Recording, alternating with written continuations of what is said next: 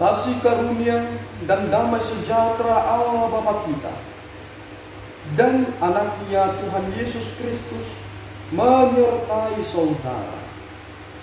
Amin. Shalom, saudara-saudari yang terkasih di dalam nama Tuhan Yesus Kristus. Senang bisa menyapa saudara di tempat saudara berada hari ini, dalam dimensi yang berbeda, tetapi dalam dunia yang sama. Sebelum kita melakukan rangkaian aktivitas kita pada hari ini, marilah kita terlebih dahulu mengawalinya dengan mendengarkan firman Tuhan.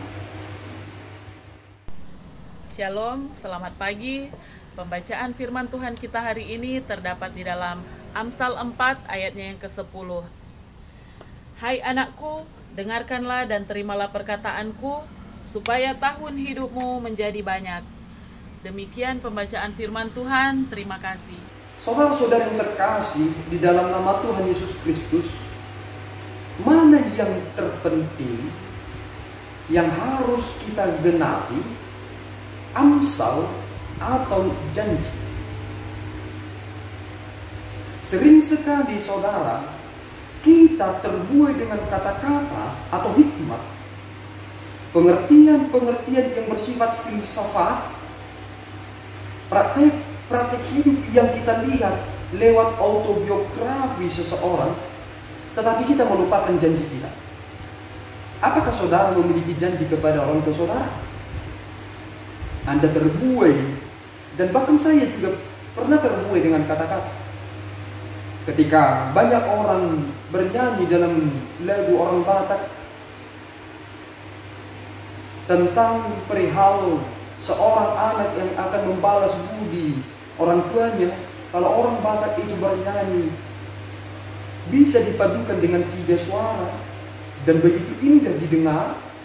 Tetapi ketika selesai menyanyikan lagu yang bersifat nasihat tersebut, tetapi ternyata lagu tersebut tidak bisa mempengaruhi mereka, malahan mereka lebih mendahulukan kepentingan pribadi mereka ketimbang mendengarkan nasihat orang tuanya. Tetapi mereka lebih senang bernyanyi, menyanyikan lagu tentang nasihat.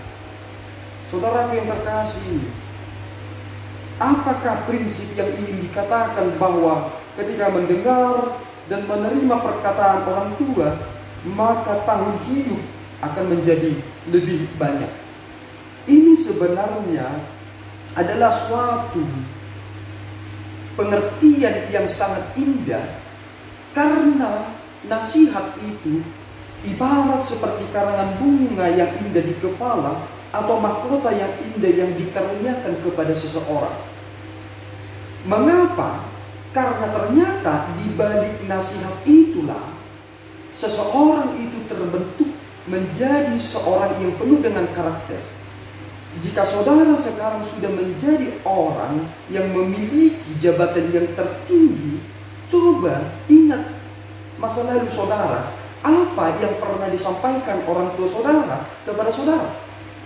Kemungkinan besar saudara bisa dalam posisi saudara sekarang ini, itu juga adalah karena saudara ketika ingin melangkah mengingat nasihat orang tua dan memutuskan untuk membatasi langkah.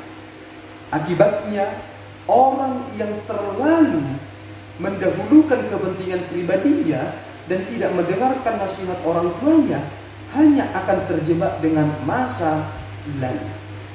Mengapa? Karena banyak orang ketika sudah melihat sulitnya hidup itu, menyesali perbuatannya dengan berkata, seandainya aku mendengarkan ucapan orang tuaku, maka aku tidak akan bersusah-susah dengan keadaan seperti ini. Dulu aku selalu didorong untuk terus belajar, mendapatkan pendidikan yang tinggi, tetapi aku meniadakan nasihat itu dan akibatnya aku harus menerima kenyataan pahit ini. Banyak orang setuju bahwa ternyata berkat itu juga melimpah ketika seseorang itu menghormati orang tuanya. Mengapa? Karena kita lupa orang yang paling banyak menduakan kita bukanlah kekasih, tetapi yang paling banyak menduakan kita adalah orang tua kita. Bahkan sebelum kita berada di dunia ini, masih dalam rahim, kita sudah diduakan. Bahkan ketika kita sudah berumah tangga, memiliki pekerjaan, kita selalu diduakan. Tetapi kita melupakan hal yang sangat luar biasa yang telah Tuhan berikan lewat orang tua kita. Hanya ketika mereka meninggallah, baru anak-anaknya melakukan suatu acara yang besar. Sehingga ada lagi orang Batak yang berkata, uju di nguluk komanyan, tupa bahin akka kadinggan. Saudaraku, kita mengenal Allah pertama sekali karena orang tua. Dan mereka memberikan pengertian itu supaya kita semakin bertumbuh dan takut akan Tuhan.